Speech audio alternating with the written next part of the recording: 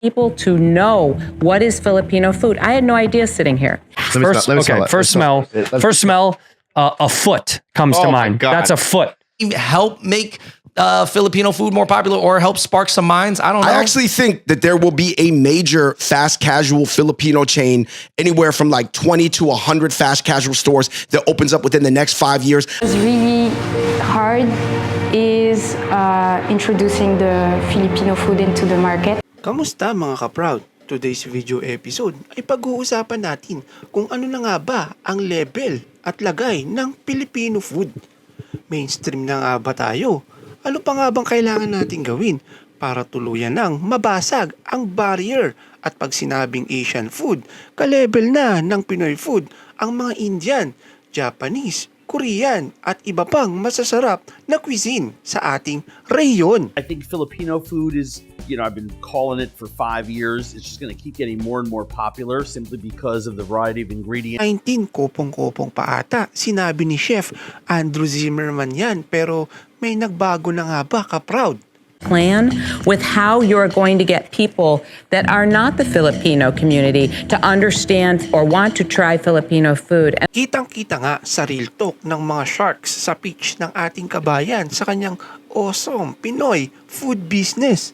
Kahit naman na totoong napakasarap ng pagkaing Pinoy. Sauce. Going back to the Filipino adobo because it's really good. Thank you. Kulang talaga sa pagpapakilala ang ating pagkain sa mainstream. Ano sa tingin mo kaProud ang dapat nating gawin?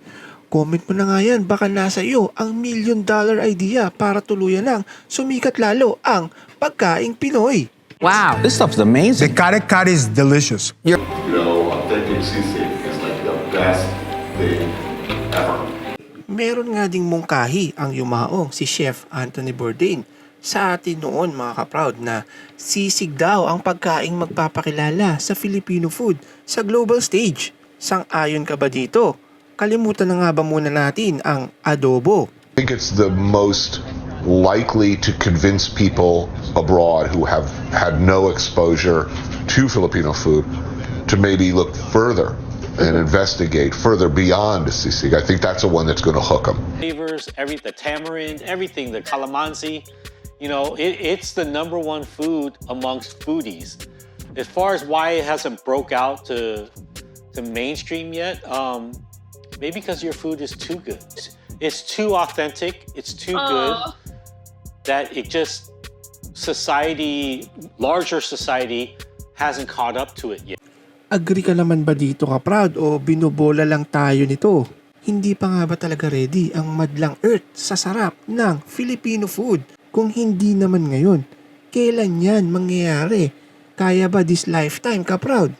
National dish of the Philippines. We're really delicious, umami, savory, flavor-bursting treats. Super tasty. Oh, wow. Our second entree. Ang mas maganda naman ngayon ay meron na tayong mga kababayan na lumaki man sa ibang bansa ay sila na mismo ang mga nagpapalaganap at nagpapadatili ng pagkaing Pinoy. Hindi lamang sa Amerika, abot yan hanggang Europa. Friends to who I wanted to introduce the Filipino food. It's a cuisine that they don't know actually yet. Because here in the market in France, the Filipino food is very unknown yet. So they're very surprised because they really like the food that we serve. Filipino chefs putting their twist on a lot of different types of food, such as fried chicken, or such as tacos, or such as Chinese food, and I think it's good. Meron ng Michelin star Filipino team restaurant. Filipino restaurant to be awarded a coveted Michelin star. We got the call, and I was like, Jeannie, I think this is it. And as we were getting together to answer the phone call, we missed it. It's just kind of validation for all the work that our team has put into it. The Filipino restaurant is now open in St. Paul. It's bringing a modern twist to traditional dishes. In this week's Behind the Business, Heidi Wigdahl introduces us to Kamusta. At marami na ring Filipino restaurant ang nagbubukas sa iba't ibang panig ng mundo. Patunay na sumusulong ang paglaganap ng ating napakasarap na cuisine. Saludo tayo sa mga kababayan natin na tuloy-tuloy ang pagpapakilala sa pagkaing Pinoy. Kasama na rin dyan ang ating napakagandang kulta. Simulan natin sa New Day Northwest Show ng K5 kung saan na-feature ang barkada Filipino-Hawaiian Restaurant. Pangalan pa lang ng restaurant, Pinoy na mga kaProud. Barkada is a Filipino-Hawaiian restaurant located in Edmonds. If you haven't been, you're going to go after this. This first-generation Filipino-Americans say that they're keeping their culture alive through their delicious food. Sa feature na ito, mapapanood natin ang ating pinsan na si Brian Mariag kung saan tinuruan niya si titang host kung paano magluto at magmekos-mekos ng sisig.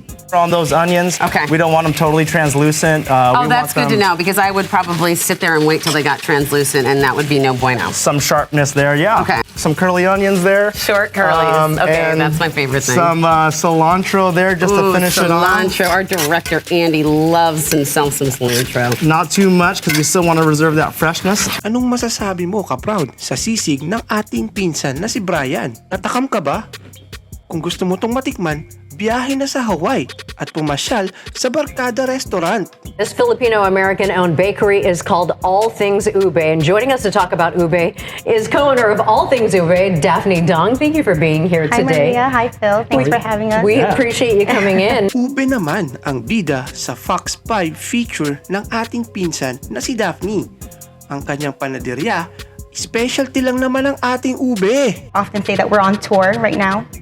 We're going to be at the Island Vibe Fest on the 20th. And at the end of the month, we'll actually be in San Mateo. And that's really how you started, was really moving around with booths. And now you have your own place in La Jolla. Yeah. Inspiring nga ang kwento ng All Things Ube. Galing at sipag, yan lang naman, samahan mo ng discarding Pinoy. Aba, siguradong papatok ang negosyo ni kabayan. Lalo na kapag tatak Pinoy ang produktong ibinibenta mo. We encourage everyone to just believe and, do what you love. So. Well, congratulations Thank to you so guys, much. really. Thank Good you. job. And thank you so much for bringing something that is part of us to everybody else. Oh, it's a proud moment. It is a proud moment. Panoorin naman natin ang ating pinsan na si Chef Jeff Romero.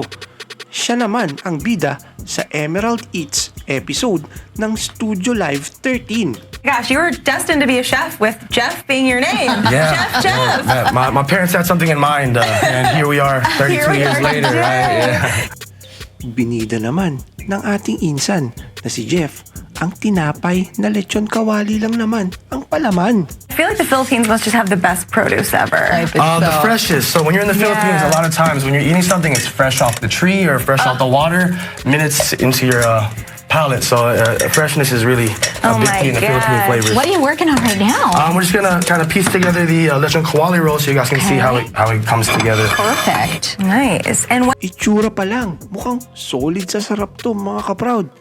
Saan naman ba natin ito matitikman? Baka may gustong pumasyal dyan at dayuhin na natin ang lasa. We are located in Linwood, Washington, right on Highway 99. It's right next to the Linwood Department of Licensing. Kung natakam tayo sa tinapay na may lechon kawali, paano pa kaya ang mga host na todo ang kagat sa tinapay ng ating pinsan na si Jeff? Masarap to. Masarap to. Yeah, And it is sarap to. It is. Oh my goodness. Maraming salamat sa panonood kaProud at siguraduhin nakasubscribe ka na para updated ka sa susunod pa nating mga Filipino Moments videos. Tandaan din na sa susunod na makakakita ng ibang lahi o ng AFAM, huwag agad balot ang ipakain. Hainan ng masarap na pagkaing Pinoy para naman maipagkalat pa niya ito at hindi idura na lang basta-basta. Maraming salamat. Ciao!